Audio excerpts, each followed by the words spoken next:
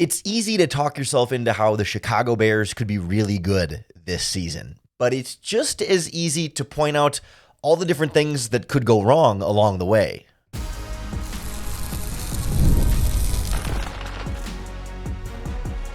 You are Locked On Bears, your daily Chicago Bears podcast.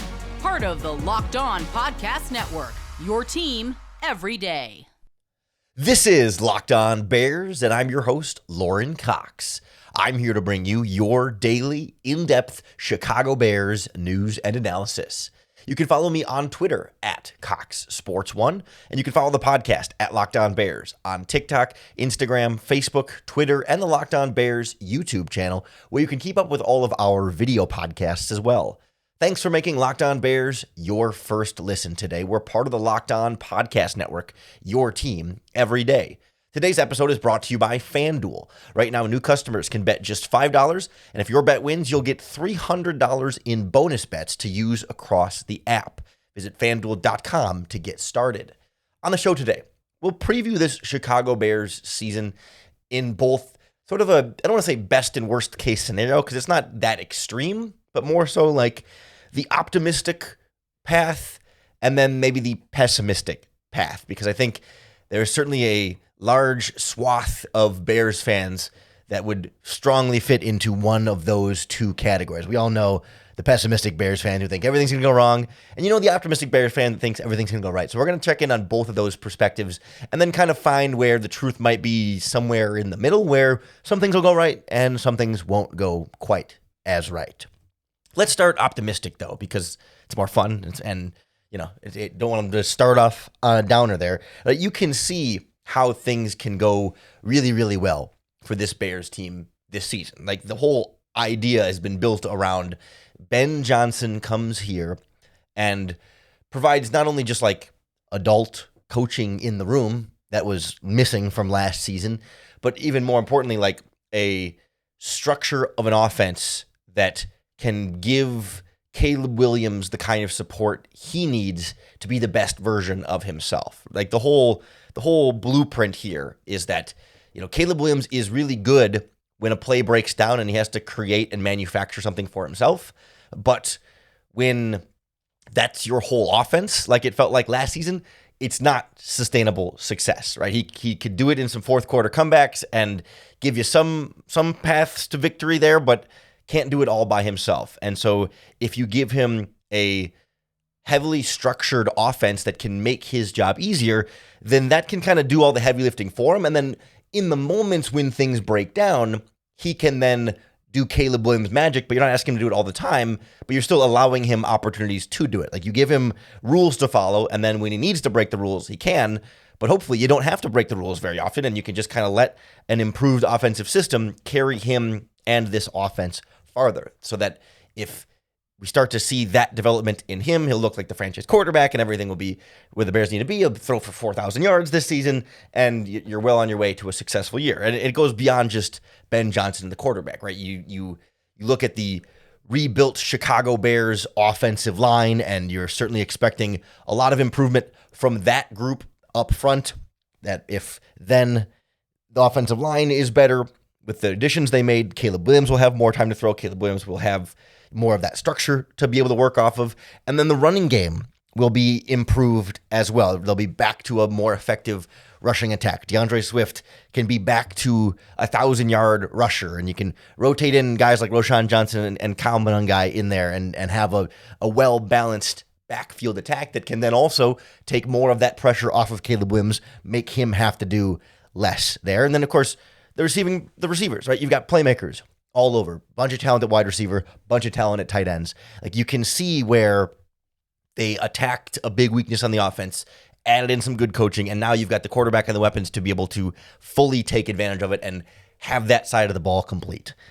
And then on defense, you have Dennis Allen coming in, and you feel like he's going to be able to a lot more creatively scheme up the defense than what Matt Eberflus was able to do. And even with Matt Eberflus not being that creative, this was still a pretty good defense that Dennis Allen is inheriting. So without any coaching upgrade, you've already got a group that you feel pretty good about. You've now added a couple of veterans up front on the defensive line in Dio Dingbo and Grady Jarrett, who, by the way, we haven't seen Grady Jarrett at all, so we haven't even been able to feel that impact on the defensive line just yet. You bring back your 2 linebackers that were getting the job done, and then you've got a secondary that should be a better scheme fit for what Dennis Allen is calling. When you've got Jalen Johnson, Tyreek Stevenson as physical man-to-man cornerbacks. We know Kyler Gordon can hold up in man coverage, and he's going to be able to use safeties like Kevin Byard and Jaquan Brisker a little bit more creatively and line them up all over. And Kyler Gordon is going to play some safety, going to play some slot, going to play outside. Like there's all this potential for this defense to do some cool special stuff and be even better than what they did with Matt Eberflus. And so then, like, you look at a much more improved offense, throwing for 4,000 yards, and a defense that is picking right back up where they left off and back in that top 10 defense conversation.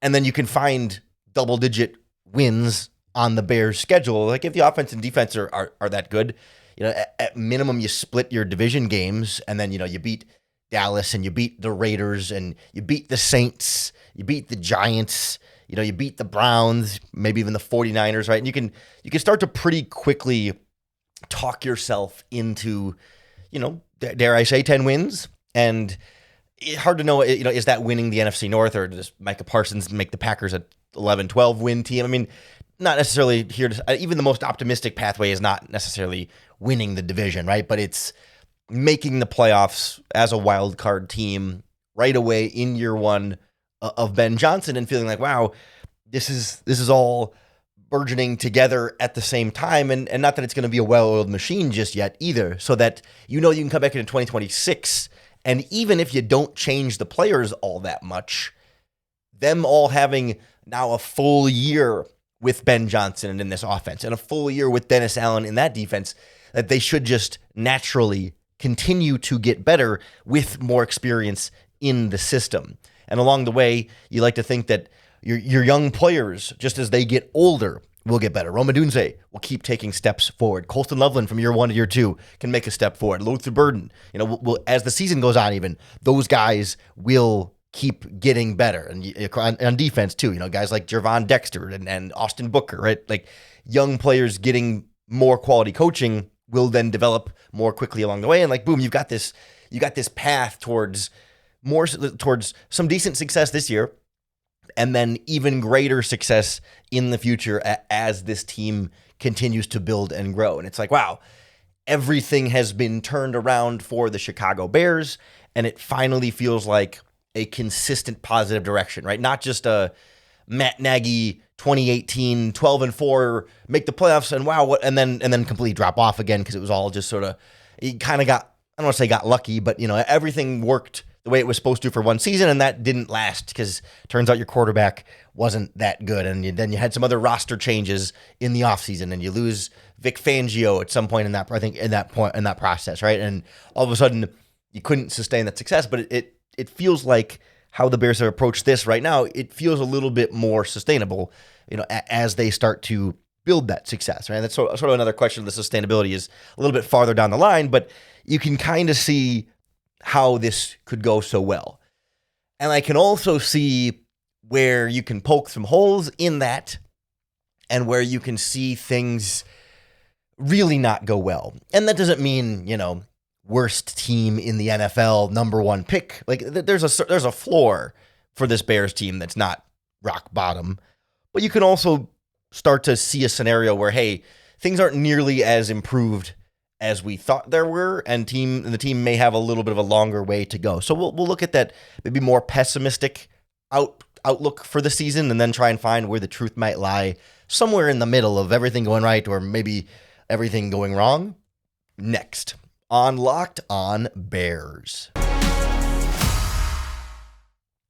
This episode of Locked On Bears is presented by Yahoo Fantasy. The NFL season is right around the corner, and you can feel the buzz. That means fantasy football season is here too, so everyone's researching, drafting, and building their championship squads. If you haven't joined a league yet, it's not too late. Now's the time, and it's all happening on Yahoo Fantasy. This year, I'm playing fantasy football on Yahoo Fantasy, and you should too. whether you're a first-timer or a veteran creating your millionth league. With season kickoff on September 4th, just coming up this Thursday, now is the time to start playing Yahoo Fantasy Football, which offers so many fun ways to compete. If you want more ways to play, you can try the brand new Yahoo Fantasy Guillotine League mode, where each week the lowest scoring team gets eliminated until one team is left standing. If you want to play instantly with friends, you can try the new Draft with Friends mode, or if you prefer the classics, get your crew together and go head-to-head in a private league. No crew? No problem. Join a public league. That's the easiest way to play. The NFL season kicks off on Thursday, so don't wait. Start your league now. Draft now at yahoofantasy.com/lockedonnfl. That's yahoofantasy.com/lockedonnfl. So we can talk ourselves into the Bears' moves this offseason all helping and making the team better.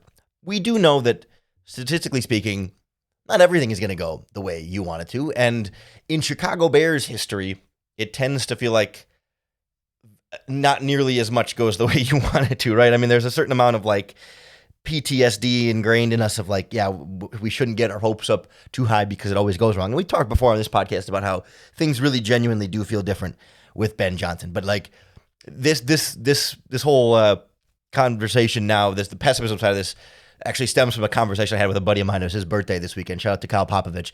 And it was pretty easy to like spiral into like, hey, this is why things are not going to go right this season. And I think it's important to listen to that side of the perspective as well, in addition to the optimistic side, so you can kind of see the top and bottom here. But like, first and foremost, you can see based on that third preseason game against the Kansas City Chiefs that it's not going to be all instantly perfectly fixed offense and like quarterback play is not just going to be 100% solved, right? That you can see a reality here where, yeah, there's improvement, but Caleb Williams maybe does still hold on the ball a little too long, and maybe he doesn't pull the trigger and be as decisive as you want him to in terms of going through his progressions and getting the ball out quickly and on time. And maybe there is some aspect of still trying to perfect that timing with receivers and feeling like that's a work in progress still, especially because I think the biggest doubts for me really do come back to that offensive line, that it was such a priority for Ryan Poles and Ben Johnson to fix it. And I'm not as convinced that it's going to feel totally fixed. I wonder if we're going to get to the end of this season and think, the Bears got to do more with their offensive line. And it's going to be this sort of like this question of like, how long can the offensive line keep being, I don't know, a quote unquote excuse, but also like realistically, there are aspects of that group that just might not be good enough. I mean, you don't have to look any farther than the left tackle position right now, where you got Braxton Jones, who is not 100% healthy still, and they're trying to get him back to healthy. But, when you start playing regular season games, I don't think you get much healthier from there. If anything, you just start getting less healthy. Like, you're usually your most healthiest. Is that a word? Most healthy? You're usually the healthiest week one, and then it's just attrition from there and trying to survive the rest of the season. And so if you're starting week one not 100% healthy, I don't know if Braxton's ever going to get back to 100% healthy once the season starts going. So you got either an partially injured left tackle, or you go to a rookie in Ozzie Trapillo who didn't look comfortable at left tackle, or an undrafted free agent in Theo Bennett who's a little small for tackle, or a developing raw third-round pick, Karana Magaji, who doesn't look ready to play tackle. Like, you can see the left tackle position being a problem this season. Maybe it won't be, but you can see how it could be. And if left tackle is your only problem, you might be okay. But I look at this Bears offensive line and see that, Jonah Jackson hasn't been a Pro Bowl caliber player in 3 seasons. And the last 2 years, he has dealt with significant injuries. And so we should anticipate that Jonah Jackson will at least miss a minimum of 1 game. I mean, he's going to be, we can't predict injuries exactly, but if he's missed, 5 or more games each of the last 3 seasons, odds are that he may miss another handful of games this season. It's okay. If you're having left tackle problems and you're on your backup right guard, is that Ryan Bates going in there? Now you got 2 holes that you're trying to sort of support and figure that out. And then, we know like Joe Tooney should be fine, but Drew Dahlman's had some ankle injuries too, and we still need to see Darnell Wright step up from like a good right tackle to like a top 10 caliber pick at right tackle. And so I don't think this Bears offensive line is going to be bad, but I can see it not being as fixed as we thought it would be based on all of the different additions that Ryan Poles made this offseason. And then if the offensive line is having some trouble, then the running game might not be as good. And if the running game is average or below average, well, then they're going to have to pass the ball more, and they're not going to be able that run-first, reliable offense that they want to have to be. And then there's more pressure on Caleb Williams, and the offensive line's not blocking as well. Then there's more literal pressure on Caleb Williams, and then he's holding onto the ball longer, and there's pressure coming on him. He's taking more sacks like he did last season. Then he can't get into a rhythm passing, and we start to run into some of those issues that we saw last year, that Ben Johnson can improve a lot of things, but I don't know that he can fix all of it just by coaching and scheme. Like the players and the offensive line does need to be better, because then the timing of the passing game is going to be off. And you can just see where in Bears history, those fixes don't always just pan out right away as fixes. And then defensively, similar sort of thing where it's like, all right, they brought in a expensive defensive end in Dayo Odeyingbo and a pretty expensive defensive tackle in Grady Jarrett. Those are supposed to be big additions that are going to help that group, but we have not been impressed by Dayo Odeyingbo. It's only the preseason, so I'm not writing him off yet, but we knew, like, coming over from the Colts, like, his career high was 8 sacks, and that was a couple years ago. Like, he's never been a top-flight pass rusher. And so if Odeyingbo's underwhelming, and then your pass rush is underwhelming, that's going to make life difficult for your defense. And guys sitting back there in man coverage, but the quarterback has time to throw. I mean, eventually receivers are going to get open against man coverage. And so you can start to see this sort of ripple effect of like, okay, maybe the linebackers then get a little more exposed, because we've seen that, TJ Edwards is not the fastest guy in the world, and so he can't cover across the field for a long time. And we've seen Tremaine Edmonds not be as, explosive and instinctual maybe as we would have liked to see him last season. So you could see them maybe getting put on the island a lot, and then you start getting burned in man coverage, especially because Jalen Johnson is starting the season injured. And like we just talked about with Braxton Jones, usually week one is like supposed to be as healthy as you start out as healthy as you can in week one, and then it's all downhill from there. So if Jalen Johnson is starting injured, he's just going to, you're not really going uphill from there. So if he misses time, or he's in and out, or he's even just not 100% Jalen Johnson, he might be a little bit more vulnerable. We haven't seen Tyreek Stevenson like really truly take that step yet. So maybe he gets burned a little bit, or if Nashawn Wright is starting, we've seen him play bad in the preseason. So you could see like guys getting torched in the secondary and not a big pass rush. And then you have the injury concerns with Jaquan Brisker, which he already left practice last week with a minor injury there. And you can just start to see where things fall apart a bit, and where they don't live up to the hype and the expectations. And I don't think that kind of falling apart means they are a 4-win team and are somehow gone backwards from where they were a year ago. But like we talk about, like with the schedule, for example, like, okay, all of a sudden, if the Bears kind of play out like that, then you ain't beating the Packers with Micah Parsons at this point.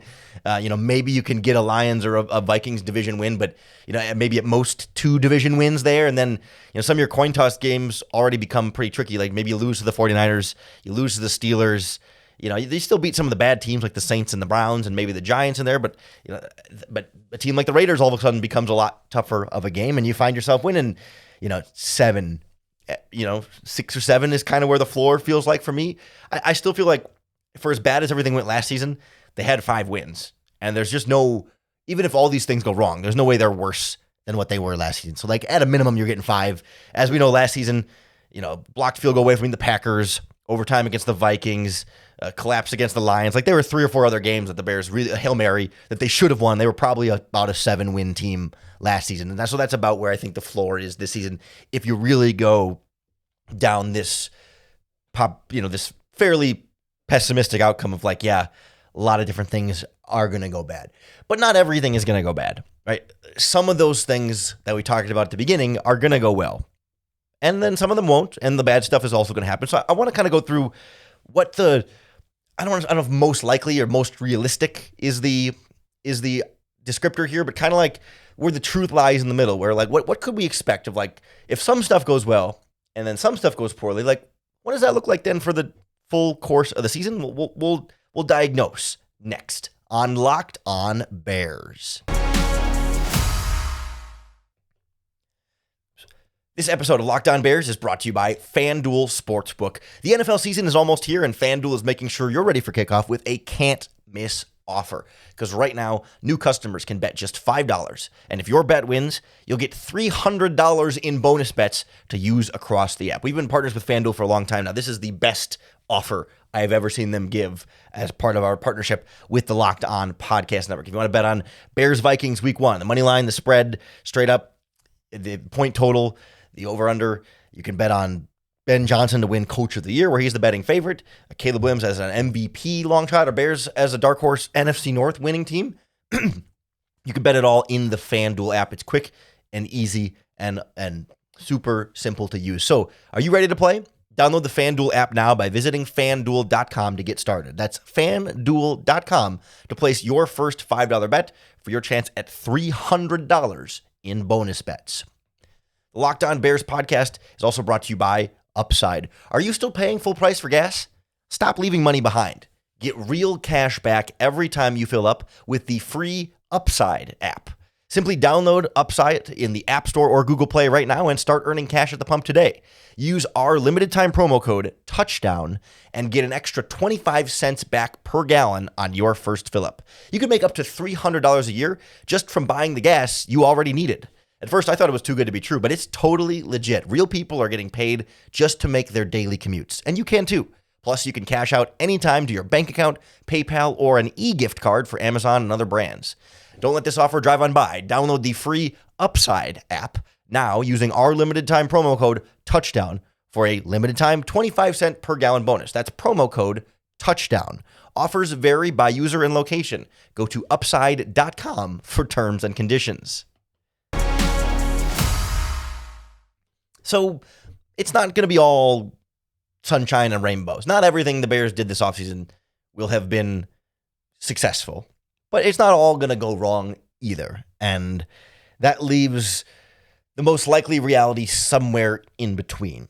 And the challenge becomes trying to figure out what is and isn't going to go wrong and what is and isn't going to go right. And I think there's a few things that to me stand out in either direction here. Like by all accounts, we literally saw Caleb Williams in this Bears offense look like it was supposed to against the Bills in that second preseason game where the quarterback was in rhythm, on time, connecting with his receivers really, really well, operating the offense efficiently. Like there certainly will be some amount of improvement from Caleb Williams. The passing game will be better. The running game should also be better. Like I think Ben Johnson will be able to scheme that up more effectively. I think at a very minimum, the offensive line run blocking will be better. We'll see about pass protection because of the left tackle thing, but run blocking should be better. And so I think DeAndre Swift should be back to being a 1,000-yard rusher. I don't think it's going to be like a dominating running group in the NFL, but like they'll be fine. They should be, even just average on offense in both areas. Like that stuff to me feels pretty likely. Like you really do have legitimately too many good playmakers and a coach who has proven he knows how to get the ball to playmakers. Like even if there's some offensive line trouble, you can throw quick, short passes to DJ Moore, Luther Burden, Colston Loveland, DeAndre Swift. Like these are guys who can make plays after the catch. We've seen them do it. It's, I guess at college level for two of those guys, but you know what I mean? Like the Bears were intentional about getting guys who can make plays after the catch. And so it's a little bit less important that Caleb Williams has 4 seconds in the pocket. Like, yeah, deep shots are going to be an important part of this offense, but also if you don't have the time to get deep shots, you've intentionally got players that you can throw short to and try and rely on them 4 yards after catch. And you have an offensive play caller in Ben Johnson who has been very good at creating play concepts to set up the receiver with room to run after the catch. Like to be able to sort of space out the defense properly so that the quarterback doesn't have to hold on the ball very long and that the receiver has an easy catch and then can run with it and make some yards after the catch. Like that to me feels pretty assured that we're going to get a decent amount of that. I think on the flip side, I do think the offensive line thing is going to be a real issue, let's say. Is it going to derail the whole offense for the whole season? No. But I think the offensive line is going to feel a lot less fixed than we thought it would. And we're going to go into next offseason saying, got to get a left tackle and maybe another guard. I mean, we'll see. But to me, at least that we're going to go in the offseason saying more changes are needed on the offensive line. I suspect that Braxton Jones will not start all 17 games at left tackle. He's also has an injury history. Like they're going to have too much of a rotation at left tackle than we would feel comfortable with. And I also think Jonah Jackson's going to miss a couple of games. And if you have backups at both of those spots, those are going to be rougher offensive line performances, and you're going to therefore struggle to put up 28 points in those games. It might have to be a lower scoring type of ball game. But I think against bad teams, you can get by. And if that's against the Ravens or the Bengals or whatever, or the Eagles, like you're probably screwed either way. And that's going to be the reality of this Bears season. I also think on defense, I think there is going to be a real pass rush deficiency. I think Dennis Allen is able to make up for some, or maybe even most of that deficiency with scheme, that he will be able to align guys better and put Montez Sweat in some positions to be more successful. I think he will get maybe a little bit more out of Dio Dangbo, but still not enough. I think Grady Jarrett, they can get a little bit more out of, but maybe collectively, like it's still a weakness, but not something that totally derails the whole defense. Same thing like the man coverage on the back end. Like I think there are going to be times, and probably more times than we want or expect, that they do get burned. Like they're not going to be shutting down everybody in man coverage. There's going to be times where they give up big plays because that's just one of the realities of defense in general. But I don't think it's going to be like this disaster thing. Like Jalen Johnson will probably be fine. I mean, he might not be 100%. He might not be a Pro Bowler this year, but he'll be fine. And the Bears got by with Tyreek Stevenson rotating with Terrell Smith last season, and it wasn't the end of the world at cornerback. Like they should be fine at corner. And I mean, Jaquan Brisker was hurt almost all of last season, and they weren't horrible at safety either. Like even if things go poorly health-wise there, I think they should be fine. And I think the playmaking ability of Kyler Gordon in there, I think could be great. And there's a real possibility that you should get more Brisker this year than you did last year. I mean, it's hard you can't really say confidently that you'll get 17 games with Jaquan Brisker, but you should get more than 5. His seasons were 15, and then 5 in terms of games played. So I think we'll get at least half a season of Brisker, if not, most of a season of Brisker, and he should be really good. You know what I mean? Like it's not going to be like a total disaster there. And so like maybe you end up with an offense that ranks 14th in points scored, and a defense that ranks 12th, and that gets you 9 wins or 8 wins, and you're going to lose some of the games that you don't want to lose. You feel like, you want to be able to split with the division, but maybe, you can't get either Packers game or whatever it is. And you feel like, we should be able to beat Aaron Rodgers and the Steelers, but you come just a little bit short. Or maybe the Bengals and Joe Burrow are struggling a little bit, and you got to be able to get to them, but you just can't get over the hump because there's still just little things that aren't quite fixed, right? The offensive line just isn't quite good enough in that game, or the defense gets burned one too many times in that game. And it's not like, oh no, the whole blueprint is broken, like we hired the wrong coaches and everything is a disaster. But it's just like you're still a little bit farther away than you want to be. And you go into 2026 saying, okay, just need like one more pass rusher and a new safety and a left tackle, and then you'll be good, right? We're still going to feel a little bit out of reach over the course of this season. You're still going to feel like this team's just not quite there yet. But you'll feel like, all right, coaching staff seems to know what it's doing. Caleb seems to be on the right path. A lot of the young players you really like, let's just clean up some of the lingering issues, and then you'll be good. But at least the direction is where you want it to go. And I think we can all feel like that's maybe the most important thing. Like, yeah, of course, we want to see them win as many games as you can this season and win the Super Bowl. But like, realistically, get through 2025 feeling like you got the right quarterback, head coach, defensive coordinator, and everything else you can tweak a little bit more easily and get the right formula of people for extended Bears success in the years that follow. So that's kind of how I want to lay out expectations for the 2025 season. I've got them 9-8 is where my record would be. I think that might be third in the NFC North. Like I picture like we talked about it on our NFC North preview last week on the podcast feed, but I think probably now Packers are first in the division, Lions second. I'd probably put the Packers at like 12 wins, the Lions at 10 or 11 wins, and the Bears and Vikings both at 9 wins, and then tiebreaker determines who finishes third or fourth in the division. That's kind of what I'm expecting with some of the stuff that goes wrong and some of the stuff that goes right. But We'll be here to break down every game, every step of the way, all throughout the season, right here on the Locked On Bears podcast. So make sure you hit that subscribe button on YouTube or wherever you listen to podcasts, because that's going to be the best way to keep up with all of our daily, in-depth Chicago Bears news and analysis. Thanks for making Locked On Bears your first listen today. We're part of the Locked On Podcast Network, your team every day. If you're looking for a second listen, make sure you go check out our NFL season previews on Locked On NFL. We break down every division winner, the breakout stars, and Super Bowl contenders in an 8-episode series with everything you need to know about the NFL season. So find Locked On NFL on YouTube or wherever you listen to podcasts. Part of the Locked On Podcast Network, your team every day. Coming back tomorrow, make Locked On Bears your first listen once again for another opportunity to bear down.